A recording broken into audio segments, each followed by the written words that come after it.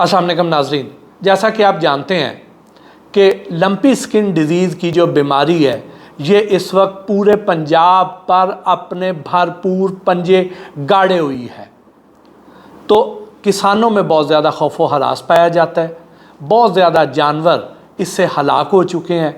तो हमें ये देखना है, आज के इस वीलॉग में हम डिस्कस करेंगे कि क्या ये बीमारी काबिल इलाज है या नहीं है, और अगर काबिल इलाज है तो किस स्टेज पर है, किसानों को इसकी क्या एहतियाती तदाबीर इख्तियार करनी चाहिए और कैसे किसान इस बीमारी से अपने जानवरों को महफूज रख सकते हैं। और ये हम सब का मुश्तरका मसला है।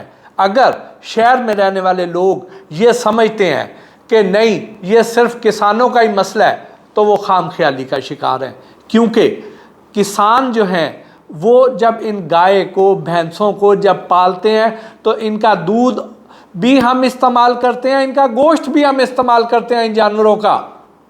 तो इसलिए अगर किसान मुतासर होंगे तो उसके बाद फिर हम भी मुतासर होंगे। वो कैसे कि अगर खुदा न खास्ता ये जानवरों की आबादी कम हो जाती है, जानवर मर जाते हैं ज़्यादा तादाद में, तो क्या होगा ये कि दबाव आएगा मटन पर, दबाव आएगा चिकन पर। तो मटन जो कि लाहौर जैसे बड़े शहर में 2 से 2,500 रुपये किलो में मिल रहा है, तो ये बढ़ के 3,000 रुपये किलो, 4,000 रुपये किलो तक जा सकता है। और मुर्गी जो कोई 400-500 रुपये किलो है, ये खुदा न खास्ता बढ़ के कहीं 1,000 रुपये किलो तक ना पहुंच जाए इसकी कीमत। तो इसलिए हमें ये तवाज़न बरकरार रखना है, एक एंगल। दूसरा, दूध के लिए क्या करेंगे?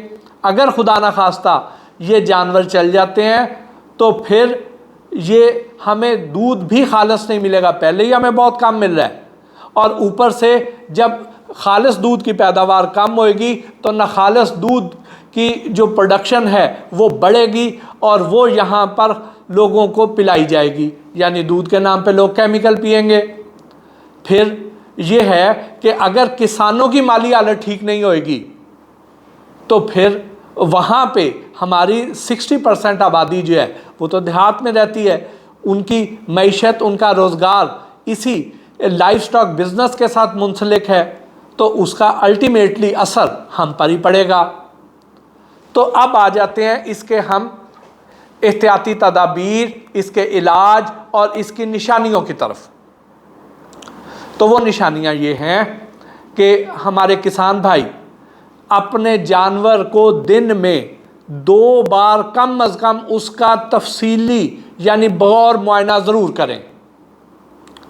उसमें क्या देखना है उन्होंने कि अगर उनकी आंखों में से पानी तो नहीं बह रहा, उनके नथनों में से पानी तो नहीं बह रहा, जानवर खाना पीना तो नहीं छोड़ गया, जानवर जो है उसको बुखार तो नहीं हो रहा, जानवर थका मांदा सा और सुस्त तो नहीं लग रहा। अगर आपको ये अलामतें नज़र आती हैं तो आपको चौकन्ना हो जाना चाहिए। फिर आपको अगर ये अलामतें नज़र आती हैं तो फौरी तौर पर जो करीबी वेटनरी हॉस्पिटल है यानी जानवरों का हॉस्पिटल, वहाँ पे फौरी तौर पे जानवर को ले जाना चाहिए और इस जानवर का ट्रीटमेंट शुरू करवाना चाहिए और इसको दूसरे जानवरों से अलहदा कर देना चाहिए। ये नहीं करना चाहिए कि आपको सुस्ती करनी चाहिए, ये भी नहीं करना चाहिए कि उस दौरान आप अपने गांव के किसी हकीम से या गांव के किसी सियाने बुज़ुर्ग के पास चल जाएं और उससे कोई टोटके ले लें। नहीं, खुद से कोई टोटका नहीं आजमाना, किसी अताई के पास नहीं जाना, किसी से दम दरूद के चक्कर में नहीं पड़ना। खुद से घर पे जो आपको को टोटके मिलते हैं, जैसे कुछ लोग क्या कर रहे हैं कि वो इनको तुम्बे खिला रहे हैं, कोई पनीर खिला रहा है, कोई इन्हें मिर्चें खिला रहा है, कोई काला ज़ीरा खिला रहा है, तो इस तरह वाले काम नहीं करने। कोई नीम के पत्ते खिला रहा है, तो इस तरह वाले जो टोटके हैं वो नहीं आजमाने हैं। अगर इस तरह के टोटके आजमाएंगे और उसमें आपने कुछ दिन गुजार दिए तो उसके बाद ये मर्ज़ उस पर नमूदार हो जाना है और खुदा ना खास्ता ये मर्ज़ काबू से बाहर हो जाना है और लाइलाज हो जाना है, फिर वो जानवर नहीं बचना। तो आपको एहतियात क्या करनी है कि जैसे ही आपको ये मैंने जो पहले अलामतें बताई हैं, अगर आपको जानवर में ये अलामतें नज़र आ गई हैं तो फौरी तौर पर जानवरों के अस्पताल जाएं, उस जानवर को अलहदा कर दें, अपने उस बाड़े में मक्खियों और मच्छरों का दाखला बंद करें।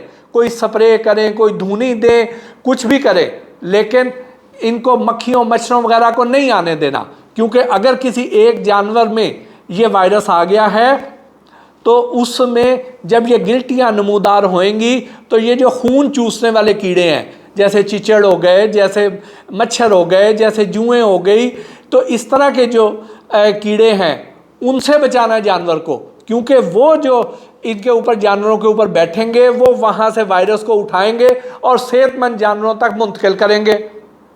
तो आपने उसकी बड़ी एहतियात करनी है। फिर जैसे ही आपको पता चल गया कि आपके जानवर को बुखार है, आंखों में से पानी निकल रहा है, नाक में से पानी निकल रहा है, निढाल है, सुस्त है, खाना नहीं खा रहा, तो फौरी तौर पर उसको डॉक्टर के पास ले जाएं, क्योंकि अगले 48 घंटों के अंदर अंदर उस पर बीमारी ने हमलावर हो जाना है।